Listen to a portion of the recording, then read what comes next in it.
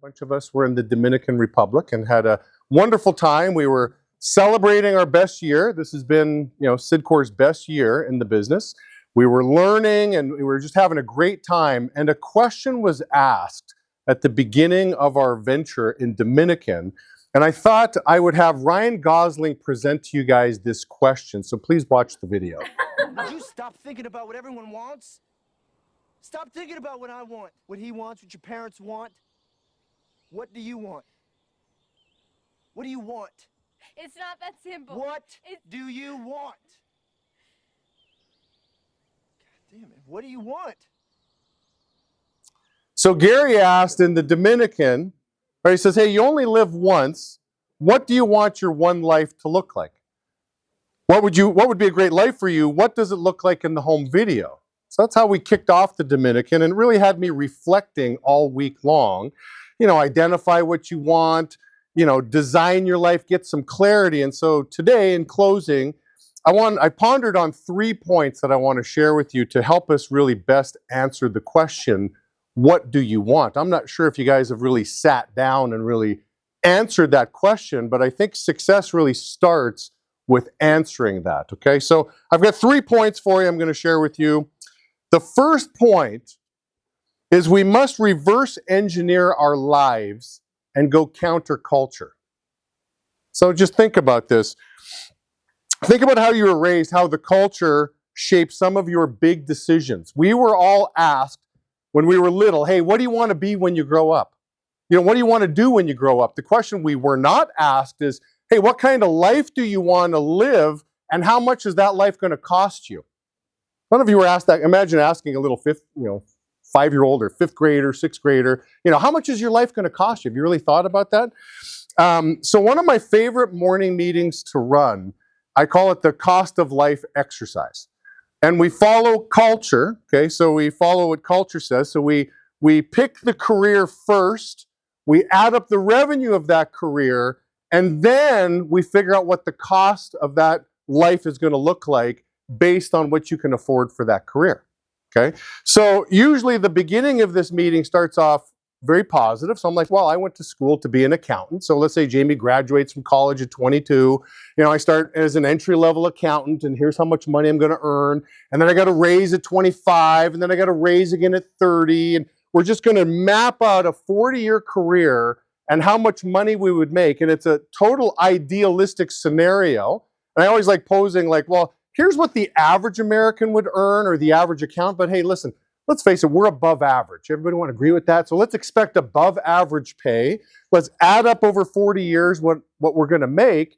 And it's, again, usually pretty positive. I mean, you look at it, you're like, wow, you made over $1 million, $2 million. Sometimes I've done this where you've made $4 or $5 million over your career. And everybody's like, all right, this is a good meeting, Jamie. Like, I don't have to do sales. I could be an accountant. I'm like, okay, now let's figure out your costs. And I always like pointing out the first question of, hey, if we want to avoid jail, what's the first thing that we want to, I'm glad you find that funny. What's the first thing that we need to do with this money? And people are like, well, I'm glad you guys figured that out. A lot of people are like, we're not doing anything shady. There's nothing wrong. I'm like, but you got to do something with the money no matter what the career is. You got to pay taxes. And it's usually quite eye-opening when you look at how much you've made over your whole life, and then you look at the big number that you've spent in taxes. It's usually a little overwhelming, but hey, so be it. You still have plenty to work with. We live in the best country on the planet. You pay your taxes. You've got X left to spend. Well, then what's the most expensive purchase you're going to make this entire life? And everybody's like, well, it's going to be a house. I'm like, okay, let's go to Zillow.com. Let's go to Redfin. Let's do some shopping. What kind of house do you want to buy? And everybody's picking nice properties, and they're kind of expensive if you haven't shopped lately. And I'm like, hey, are you going to pay cash for that house, or are you going to finance? Well, we're going to finance. We don't have that kind of cheese just laying around, right? We might have made that kind of money over our career, but we don't have that kind of liquid cash, so you're going to finance it. Well, how much are you going to pay over your lifetime in interest? And that can be daunting. Okay, how about automobiles? Let's buy some cars. Over 40 years, how many cars are you going to buy? Well, every 5 years, I'll get a new car. Okay, so 5 into 40 goes 8 times, so 8 cars. What kind of car you want to buy? And I just keep going through the details, right?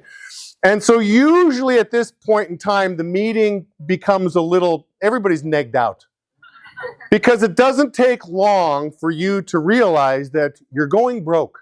I mean, you're going broke. I mean, if you've read Kiyosaki's book, Rich Dad, Poor Dad, right? He gives a very sobering quote in the book where he says the average American spends how much of their income? 101%. 101. How is that possible? Hey, we live in America. Just keep borrowing money.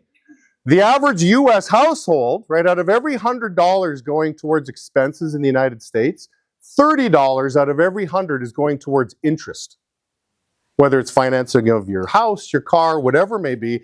I mean, there aren't many things that you can't buy that don't offer you monthly payment options. It's a whole business, right, in the world of monthly payments.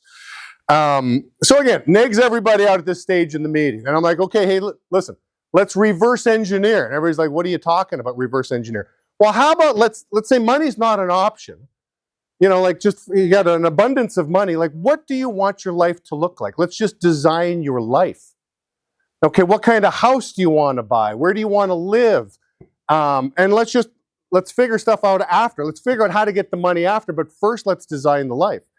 And I would highly suggest, I started doing this as a youngster. So let me flatter you with some of my drawings. Okay, you guys won't be able to see this, and that might benefit you. But I did this a lot as a kid, right? Here's a slimmer Jamie, right? And here's Jamie's wife. There's a little rugrat. There's a second little rugrat. There's a third one. There's a couple dogs. Those are dogs. Okay. Little stick figure dogs. Okay. There's Jamie's. Done this a couple times. Here's Jamie's nice house. Oh, hey, listen, I've done this a bunch of times. Here's some big trees in the yard. There's some mountains in the background. You know, and it's kind of funny, as life has it, when I went to my home, you know, the house I'm living in now, before I purchased it, I'm kind of like, hey, I've seen this before. I mean, so on my property, I've got redwood trees in my backyard. I'm like, I've seen this picture before. I've seen these 3 kids before. Again, when I was 19, I was drawing 3 little stick figure kids. The only thing I didn't know is that this hair would be red. That's the only thing I didn't know. I got a little redhead at home. I always thought, you know, well, blonde, brunette, red. Somehow married a redhead. But I'll tell you, something happens when you reverse engineer your life. When you figure out what you want first, and then you go chase the money, versus culture telling you chase the career first, and then figure out on the back end how much you actually have to spend. Again, to me, that just seems odd to do it that way. A couple things happen when you reverse engineer. One is you become a dreamer, you become a big thinker. And I once heard that when you stretch a mind, it never goes back to its original shape. Okay, once you stretch that mind, you're always going to be thinking big. The second thing is you develop the work ethic of a professional. Okay, so I want to go slow on a quote here because years ago I stumbled across this quote from Tony Robbins. How many of you guys study Tony, listen to Tony? I mean, I've been studying him for years. I love Tony Robbins, and I look at Tony like whatever he says is truth. Hard to argue with that man. And so, again, with this quote, I'm going to go slow. He says, people are not lazy. And I'm like, Tony, have you met my roommate? Okay. Have you been to the post office lately, Mr. Robbins? I'm like, hang on, people are not lazy? Good, but give them a chance here. People are not lazy. They simply have impotent goals. That is, goals that do not inspire them. So I've taken that to heart, and I really believe that's a true statement. I mean, it's one thing to be a worker, but again, once you've got this reverse engineer and you're thinking big, you're no longer a worker, you're a professional. You're a professional. There's a difference between the two. You develop a professional work ethic. And the last thing with this reverse engineer is it helps you say no to certain careers. Okay, reverse engineering helps you say no. So again, I had this picture in my mind. This is what my life is going to look like. And I remember interviewing at a company years ago. I don't remember the name of the company. I don't remember what they did. And I don't even remember what the job was I was applying for. I just remember it was a beautiful office. It had inside there were glass windows all over the place, kind of like here. I'm like, oh, it looks nice, it looks fancy. And the guy explains the job description to me, and at the end he asks if I have any questions. And I said, yeah. I'm like, listen, I'm young and I'm eager and I want to climb the ladder. I just want to know that there's a career path here for me, and I'd like to know if I have a chance to make like $250,000 a year working here one day. He's like, you know the position that you're applying for? Like, with a disgusted look on his face. I'm like, oh no, listen, I'm willing to scrub a toilet with a toothbrush, okay? I'm willing to work for free. I'll do an internship for 6 months and you can pay me nothing. I just want to know that there's going to be big upside. I want to know that there's a path here for him. And he looks at me and says, nobody here makes $250,000 a year. I'm like, well then, I don't know if I'd be the right fit for your company then. And the interview was basically done at that point in time, right? He's escorting me out the building, and I'm just picturing him having a couple good laughs with some of the coworkers, like, hey, you'll never believe this jackass that I just interviewed here. But I'm not so sure that's a crazy mentality to have. Again, having clarity on what you want will help you say no to certain things. All right? My second thought that I was pondering, again, what do you want? How do you really figure out what you want? The second one, ask yourself, will this business help me get to where I want to go? I think that's a great question. Now, easy for me, an older dog who's been doing this for a couple decades, to say, oh yeah, listen, I'm living the life that I designed, 25 years ago. But what about the newer people that are in the business? What would they say? And there's two people that come to mind when I think of like, hey, newer people, like how would they say, like, will this business help me get to where I want to go? Many of you know Brennan Fulkerson. Well, not so long ago, I went to visit Brennan in Fort Lauderdale, and I'm like, hey, I don't need to go to the office. Let's go to your house, okay? So he takes me to his home. Now, I don't know necessarily the definition of a mansion. I'm not sure if this is a mansion. If it's not a mansion, it's the next thing to it. It's a big house. He's got a big pool in the backyard, and we're walking through. Listen, Brennan's 31 years old. Okay, he's a 31-year-old guy, and I'm talking to him. I'm like, your parents have come to visit. Oh, he goes, yeah. When my parents came to visit, my mom was in tears. She was crying. It wasn't that long ago that Brennan graduated from Long Beach, and now here he is, living in this multi-million-dollar home. She was so proud of him. His dad's so proud of him. Just like, that's amazing. Then in the Dominican, I'm hanging out with Moriak. Okay, Moriak is in Montreal. He's one of my favorite people. He's from Benin, Africa. I'm like, hey, Moriak, I go swimming up to him in the pool. I was just talking to Azim. Like, we had this big bubble party, and I kept swimming underneath the water, and with every bubble wall, there's a new group of people I was talking to. So I'm like, oh, the Canadians. I was wondering where you guys were. The French Canadians in particular. I'm like, Moriak, I heard you were in Benin for a month. Oh, Jimmy, I bought 2 parcels of land. Okay, bought 2 parcels of land. He goes home, and he built 2 mansions on these parcels of land for his family. Because, Benin, it's not quite like America where you put your 5% down and you finance 95%. He paid cash and built. He didn't buy existing. He built 2 custom mansions for his family. And as he's telling me the story, he's got tears in his eyes. Like, you could tell he's very proud of what he did. He's 32 years old. He's a young guy. And so as he's telling me the story, and I'm loving on him, I'm proud of him. Like, Moriak, that's amazing. I'm like, your family, they must wonder what you do. They must think you moved to Montreal and you sell drugs or you do something illegal. And based on how he and Bakar were laughing in the pool, I knew that was a true statement, right? So I knew his parents are kind of like, our son left for a short period of time and now he's got all this wealth. And so where I'm going with this is, don't underestimate what you can do in this business. Similar to my experience with that, hey, can anybody here make $250,000? Nobody here makes $250,000. Like, you got to think about that. No matter what the position is, this is a question I'll be asking my kids. Hey, the business that you're in, will it help you get to where you want to go? And I would make a bet here that most of you underestimate what you can do in this business. But again, I'm sensitive to that. I'm an older dog, been at this a couple decades, easier for me to say that. But what about the younger guys? Moriak, 32, Brennan, 31. And I could keep rattling off examples, but I'm not going to. But you need to answer that question for yourself.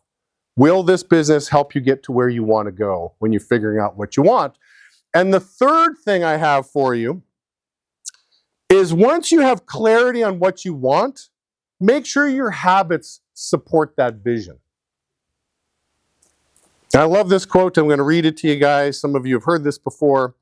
I am your constant companion. I am your greatest helper or heaviest burden. I will push you onward or drag you down to failure. I am completely at your command. Half the things you do, you might as well just turn over to me and I will be able to do them quickly and correctly. I am easily managed. You must merely be firm with me. Show me exactly how you want something done, and after a few lessons, I will do it automatically. I am the servant of all great people, and alas, of all failures as well. Those who are failures, I have made failures. I am not a machine, though I work with the precision of a machine, plus the intelligence of a human being. You may run me for a profit or turn me for ruin. It makes no difference to me. Take me, train me, be firm with me, and I will place the world at your feet. Be easy with me, and I will destroy you. Who am I? I am a habit. And so in Dominican, we got to hang out with Alan Stein Jr. He wrote a great book called Raise Your Game. Okay, and so he hung out with us while we were there. I got to befriend Alan. He's a great guy.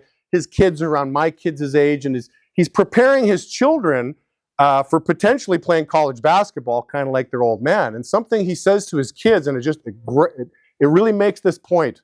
Okay, he says, if your habits don't match your goals, then one of the two must change. Like, don't kid yourself. If you've got $10 an hour habits, don't be thinking like you're going to be this multimillionaire one day. One of the two have to change. Either your habits are going to change or your goals are going to change. So again, what do you want? Great question from Ryan Gosling. I hope you guys heard what he said. And again, my 3 tips for you. Reverse engineer your life. It's a great exercise. Dream. You're young enough that you can dream. You guys haven't retired and you're seniors trying to figure out how to supplement your income because you're not getting enough from the government. You're not at that stage of your life. You're young and you can dream whatever life that you want to design here in the United States. Why do you think so many immigrants come here and they're just like, they felt like they won the lottery? Because you come to the US and you can do anything you want to do. You don't have to have any money. Look at Elon Musk. He's an immigrant. He's the richest man on the planet. Borrow money, get college loan, whatever, and look what can happen. So reverse engineer your life. Answer the question, will this business help me to get to where I want to go? And make sure that your habits support your goals.